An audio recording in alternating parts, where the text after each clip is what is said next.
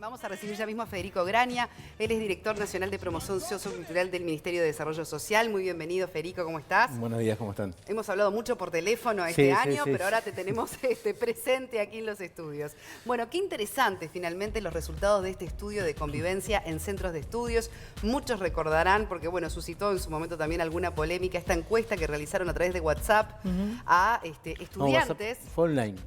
Fue una encuesta en cada uno de los centros, no fue a través de WhatsApp. ¿No se comunicaban por WhatsApp con los alumnos? No, lo que se viralizó por WhatsApp fue la modificación de los formularios. Sí, que bueno, eso trascendió en su momento y ya está. Fue aclarado luego. Sí. Alumnos de centros de estudios públicos, privados, UTU de todo el país, una muestra representativa para hablar de convivencia y discriminación. ¿Discriminación entendida como qué, Federico?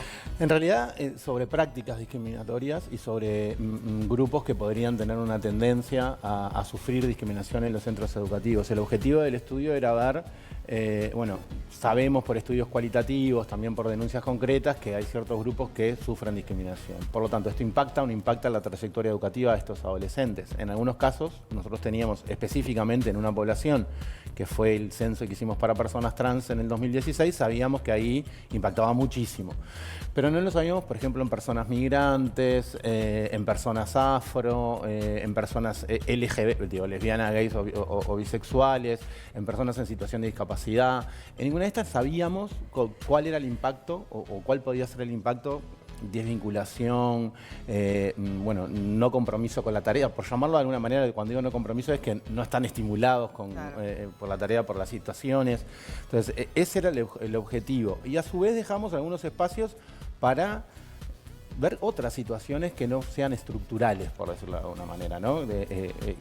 También el tema de género está, así por ser mujeres, ¿no? En algunos ámbitos, en algunos centros.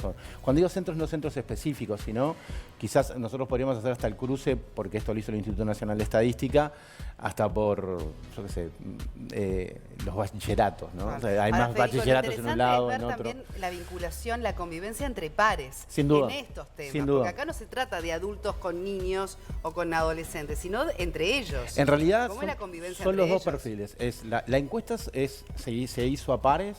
Después la otra parte de la investigación se hicieron más de 20 y pico focus groups en el que también hay autoridades y adultos, porque la encuesta se le pregunta a los adolescentes, ¿no? Entonces estos adolescentes cuentan que la mayoría de los sucesos pasan entre pares, pero hay sucesos que también pasan a través de figuras adultas. Y además esta concepción del centro educativo que tienen los adolescentes es mucho más abierta que el mundo adulto, ¿no? Cuando ponen parte del centro educativo, está quien está a la puerta del centro, un portero, hasta con parezca mentira, el kiosquero que está al frente del centro. Para muchos de los gurises es parte de esa dinámica de voy a clase y mi rutina es fui al frente, busqué algo, ¿no? Entonces esto pasa a ser también parte de cómo convive el centro educativo, no solo una visión. Ellos no tienen una visión tan solo el centro educativo es donde voy y estoy en el aula, sino pareciera ser que es, bueno, el entorno del centro también tiene una importancia en lo que sucede. ¿Se sienten escuchados de los alumnos, los que se dicen afectados en determinadas circunstancias, ya sea por color de piel, pelo?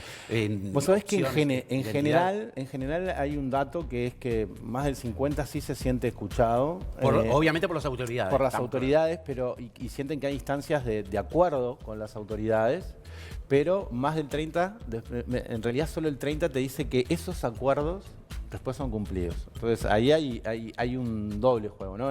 Hay instancias en que las autoridades escuchan las necesidades de los chicos y las chicas, pero en realidad en el momento de que esos acuerdos se hicieron, es el mundo adulto el que no cumple con los acuerdos después. ¿Y hay algún atisbo de vinculación entre los resultados de esta encuesta, de lo que dicen los jóvenes y el tema de la deserción estudiantil, que es uno de los asuntos que más nos preocupa y sobre los que más discutimos y pocas veces ponemos el foco en esto?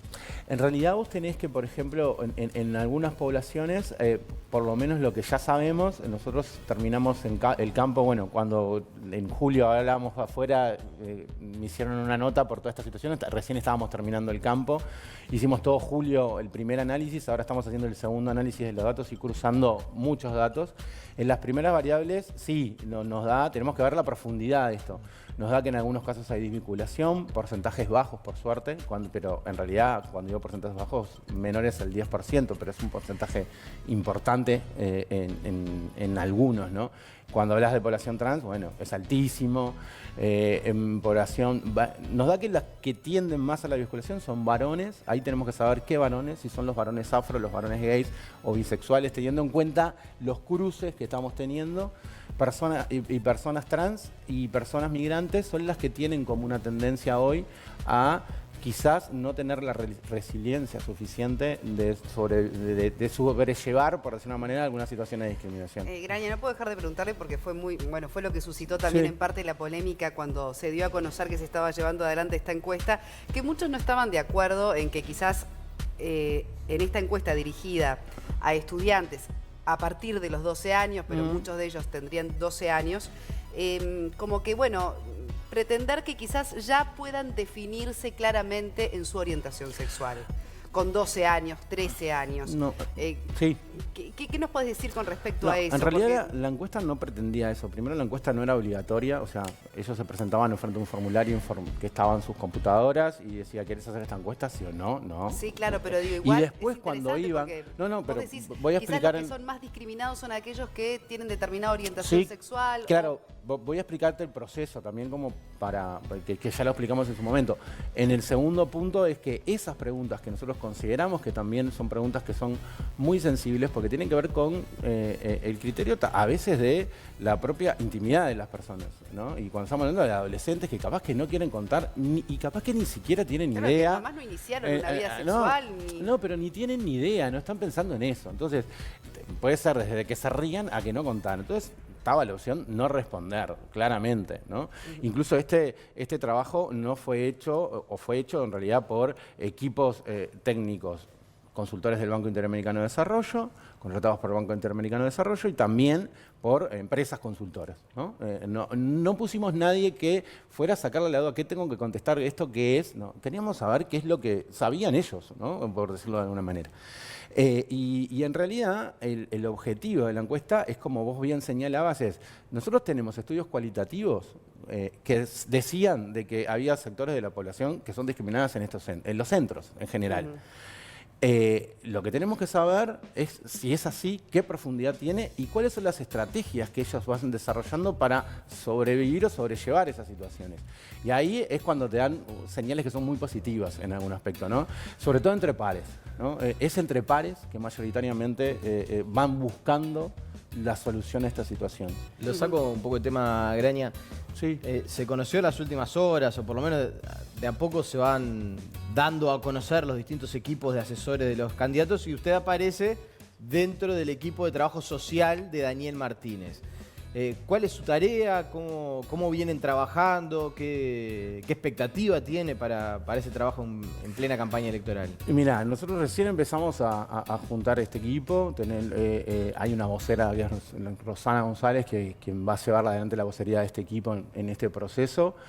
La tarea principal hay un programa del Frente Amplio, que es el programa único que tiene. Bueno, ¿cómo lo bajamos a cosas más concretas?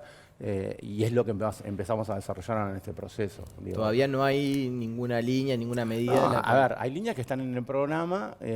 Lo que tenemos que terminar de llevar adelante, que en estas reuniones que estamos teniendo ahora, es bueno, qué es lo que se va a ir comunicando, cómo se va a ir comunicando, y Rosana va a ser quien va a llevar mayoritariamente adelante en ese equipo. Probablemente, digo, un poco conociendo tu perfil, Graña, es seguir, por ejemplo, quizás profundizando en derechos justamente de minorías en la sociedad, ¿no? No solo puede ser la comunidad trans, puede ser, digamos... No solo eso. A ver, en mi dirección he trabajado con el sistema educativo en general. O sea, en realidad lo que fue muy claro ayer Rosana en transmitir es, bueno, hay una forma de ver la política social de una manera transversal, en que cuando vos ves un problema, bueno, hay varias situaciones que pueden ser las que generan ese problema. A veces alguien está en situación, llamémosle, de exclusión social por un cúmulo de factores y no es la respuesta fácil de que, yo qué sé, está en situación de extrema vulnerabilidad porque es pobre y nada más que porque no quiso, no. Bueno, se juntan a veces condiciones étnico-raciales. Hay una serie de situaciones que vos cuando diseñás la política pública tenés que mirar estas cosas. La última, Federico, en las últimas horas se separa del cargo a la directora del Liceo 32 por hacerle bullying a sus propios alumnos. Esto es lo que supuestamente debe estar en investigación y los docentes acompañan esto.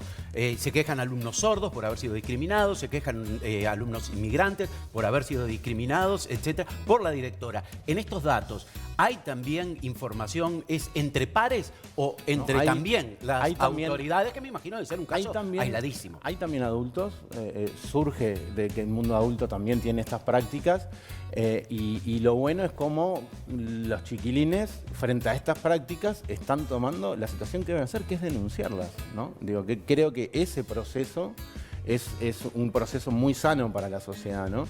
Porque a veces se confunde, bueno, una de las cosas que salen de la parte más cualitativa del estudio, de los focus groups en general, es la invisibilización de las prácticas de discriminación, ¿no? En el mundo adulto, que es, bueno, eso es cosa de adolescentes, ¿no? Y vos ves cómo te cuentan los propios chicos y las chicas en el coso, bueno, no es cosa de adolescentes que a mí me maltraten o me digan algo por ser una persona migrante o que me esperen en una barrita afuera o adentro del centro pase algo, o los casos más extremos que también han surgido, que nosotros cuando hacemos la pregunta hay un 48% de gurises y gurisas que tuvieron un acto en el año de discriminación. Que esto es un dato muy duro.